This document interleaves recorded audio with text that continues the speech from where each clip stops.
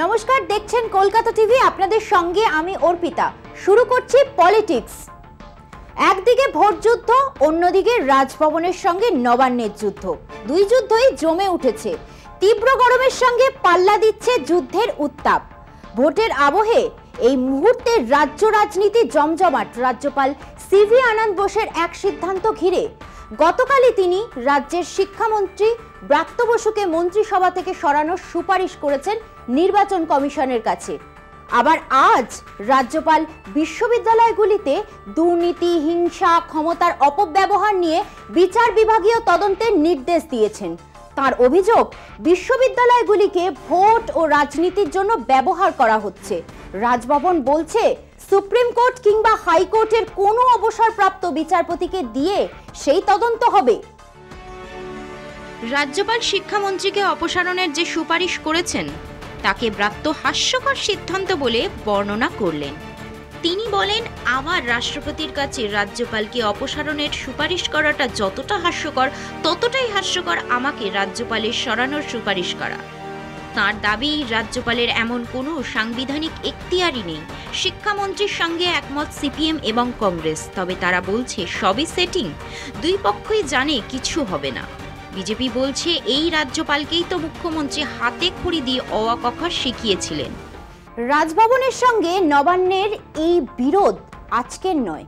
উচ্চশিক্ষাকে ঘিরে দুই তরফের বিরোধ বারবার প্রকাশ্যে এসেছে। বিশেষ করে উপাচার্য নিয়োগ ঘিরে রাজভবন এবং নবান্ন একে অপরের প্রতি মারমুখী বেশ কিছুদিন ধরেই। রাজ্য সরকারের অভিযোগ, রাজ্যপাল উপাচার্য নিয়োগের ক্ষেত্রে কোনো আইন মানছেন না। যাকে খুশি তাকেই অস্থায়ী উপাচার্য পদে বসাচ্ছেন, আবার সেই উপাচার্যকে সরিয়েও দিচ্ছেন। জল গড়িয়েছে হাইকোর্ট থেকে শুরু করে সুপ্রিম কোর্ট পর্যন্ত। শীর্ষ আদালত রাজ্যপাল এবং রাজ্য সরকারকে আলোচনার মাধ্যমে সমস্যার সমাধানের পরামর্শ দিয়েছে। রাজ্যপালের বিরুদ্ধে একাধিকবার তোপ দেখেছেন কখনো শিক্ষামন্ত্রী, কখনো অন্য মন্ত্রী কিংবা অন্য নেতা। তারই মধ্যে আবার রাজ্যপাল এবং ব্রাত্য বসুকে রাজভবনে পাশাপাশি বসে বৈঠক করতে দেখা গিয়েছে, কিন্তু সেই মধুচন্দ্রিমা ছিল ক্ষণিকের। নবান্ন এবং রাজভবনের সাম্প্রতিক সংঘাত গৌড়বঙ্গ বিশ্ববিদ্যালয়ের অস্থায়ী উপাচার্য রজত কিশোর দেকে সরিয়ে দেওয়া নিয়ে। গত শনিবার বিশ্ববিদ্যালয় অধ্যাপকদের সরকারপন্থী সংগঠন ওয়েবকুপারে একটি কনভেনশন ছিল। সংগঠনের সভাপতি হিসেবে সেই কনভেনশনে উপস্থিত ছিলেন শিক্ষামন্ত্রী, ছিলেন রাজ্য মন্ত্রিসভার আরও একজন মন্ত্রী, হাজির ছিলেন তৃণমূলের লোকসভা কেন্দ্রের কয়েকজন প্রার্থীও। রবিবার রাজভবনের রিপোর্ট কার্ড বলে রাজ্যপালের দপ্তর এক নির্দেশিকা পাঠায়। তাতে গৌড়বঙ্গ বিশ্ববিদ্যালয়ের অস্থায়ী উপাচার্য রজত কিশোর দেকে অপসারণের কথা জানানো হয়। পরের দিন রাজ্যের উচ্চশিক্ষা দপ্তর সেই অপসারিত উপাচার্যকেই কাজ চালিয়ে যেতে বলেন। বুধবার রাজভবন আবার বিবৃতি দিয়ে জানায়, উচ্চশিক্ষা দপ্তরের নির্দেশ বেআইনি। উপাচার্যরা যেন সেই নির্দেশ না মানেন তাঁদের সতর্ক করে দেওয়া হয়। তারপরই বৃহস্পতিবার রাতে অগ্নিবাণ নিক্ষেপ করলেন রাজ্যপাল। তিনি ব্রাত্য বসুকে মন্ত্রিসভা থেকে সরিয়ে দেওয়ার সুপারিশ করলেন নির্বাচন কমিশনের কাছে।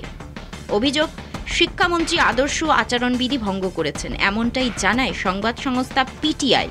মুখ্যমন্ত্রীর সঙ্গে আলোচনা না করে এভাবে রাজ্যপাল একজন মন্ত্রীকে সরিয়ে দেওয়ার সুপারিশ করতে পারেন কিনা তা নিয়ে প্রশ্ন উঠেছে। সংবিধান বিশেষজ্ঞদের মধ্যে কেউ কেউ মনে করেন রাজ্যপাল এখতিয়ারের বাইরে গিয়ে কাজ করেছেন।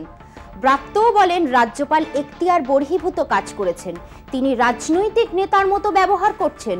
তৃণমূল মুখপাত্র অরূপ চক্রবর্তী তো সরাসরি রাজ্যপালকে বিজেপির দালাল বলে আক্রমণ করে বসেছেন। তার মতে, নির্বাচনী বিধি ভাঙার অভিযোগ করতে পারে রাজনৈতিক দলগুলি, আর ব্যবস্থা নিতে পারে নির্বাচন কমিশন। শিক্ষামন্ত্রী যে মিটিং করেছেন সেই মিটিংটা বৈধ কিনা, প্রথম কথা হচ্ছে যে মিটিংটি করা হয়েছে সেটি ওয়েবকুপার মিটিং।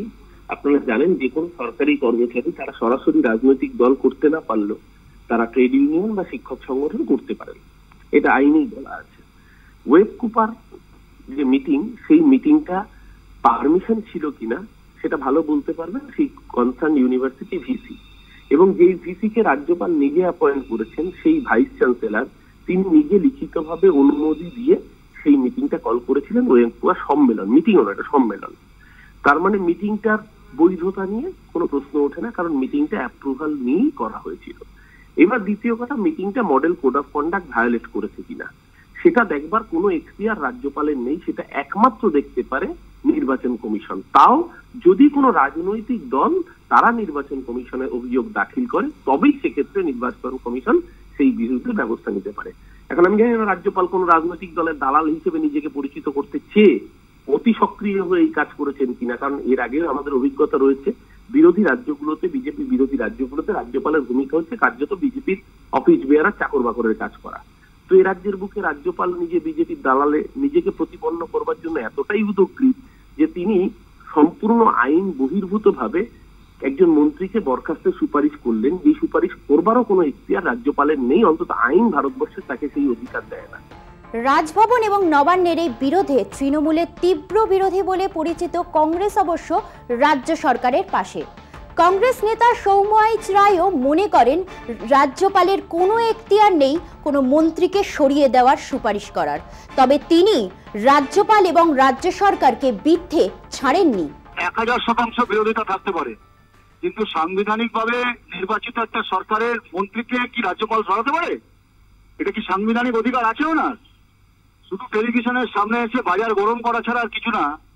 আসলে মুখ্যমন্ত্রী এবং রাজ্যপাল, তৃণমূল এবং বিজেপি উভয়ই চর্চা করছে। তৃণমূল কংগ্রেস যখন হাতে করে দিয়েছিল রাজভবনে, রাজ্যপাল কি শিক্ষা দিল হাতে করে দিয়ে? অবাধ্য ছাত্রের মতো ব্যবহার করছে। এখন যেমন তৃণমূল কংগ্রেস তেমন বিজেপি এখন বাজারে থাকার জন্য এইসব করছে। রাজ্যপালের কোনো সাংবিধানিক এখতিয়ার নেই কোনো মন্ত্রীকে বসিয়ে দেওয়ার, শুধুমাত্র এইসব কথা বলে আসল ইস্যুগুলোকে ধামাচাপা দেওয়ার চেষ্টা করছে। সিপিএম নেতা তন্ময় ভট্টাচার্য বলেন, রাজ্যপাল জানেন তার সীমাবদ্ধতা, শিক্ষামন্ত্রীও জানেন, কিছুই হবে না। আসলে দুপক্ষই নকল যুদ্ধ করছে।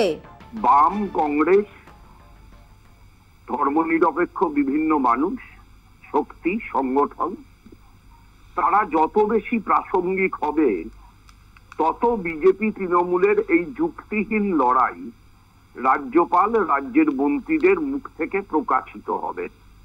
রাজ্যপালও জানেন এটা তার কাজ না, প্রাপ্ত বসুও জানেন এই হুমকিতে কিচ্ছু হবে না, কিন্তু কথাটাকে বাজারে চালিয়ে দিলে সেটা একটা গোটা দিনের খবর হয়ে থাকলে মানুষের ভিতর এ ধারণাটা তৈরি করা সম্ভব হলেও হতে পারে যে দেখো বিজেপি তৃণমূলকে আটকাচ্ছে, কিংবা দেখো তৃণমূলই বিজেপির বিরুদ্ধে লড়ছে।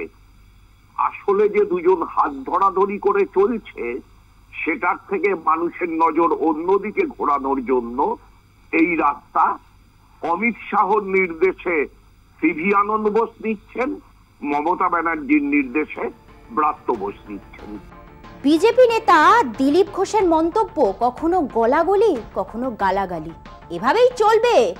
এই তৃণমূলই তো রাজ্যপালকে হাতে খড়ি দিয়েছিল, অওয়া কখা শিখিয়েছিল। এরা রাজ্যপালকে গালাগালি দেবে, রাজ্যপালের অফিসটা নাকি বিজেপির অফিস। এরা নির্বাচন কমিশনকে গালাগালি দেবে, বিজেপি নাকি নির্বাচন কমিশনকে ভোট করাচ্ছে। যখন ঠেলাই পড়বে সকালবেলা মেসোর বাড়ি পিসের বাড়ি দৌড়ে থাকবে, এমন এদের রাজনীতি। রাজ্যপালের সঙ্গে এত ভাব করলেন, অওয়া ক খ শিখালেন, তারপরে গণ্ডগোল বেঁধে গেল। আবার সেটিং করলেন গিয়ে চা জল খেয়ে, কিন্তু বেশি দিন চলছে কারণ আপনারা এমন লোক, আপনাদের সঙ্গে কোনো ভদ্রলোক থাকতে পারে না, সেই পরিস্থিতি। সেই জন্য রোজ ঝগড়া হবে, কিন্তু ঠেলায় পড়লে আপনারা এই হাতে পায়ে ধরবেন। সব মিলিয়ে ভোট যুদ্ধের পাশাপাশি রাজভবন এবং নবান্নের যুদ্ধও কম কিছু নয়। এই যুদ্ধের পরিণতি কি হবে তা বলবে ভবিষ্যৎ। তবে পরিস্থিতি যা, তাতে আপাতত তা বন্ধ হওয়ার কোনো লক্ষণ দেখা যাচ্ছে না। সব মিলিয়ে ভোট যুদ্ধের পাশাপাশি রাজভবন এবং নবান্নের যুদ্ধ কম কিছু নয়। এই যুদ্ধের পরিণতি কি হবে তা বলবে ভবিষ্যৎ। তবে পরিস্থিতি যা, তাতে আপাতত তা বন্ধ হওয়ার কোনো লক্ষণই দেখা যাচ্ছে না। এখন সময় একটা বিরতির, ফিরছি একটু পরে, সঙ্গে থাকুন।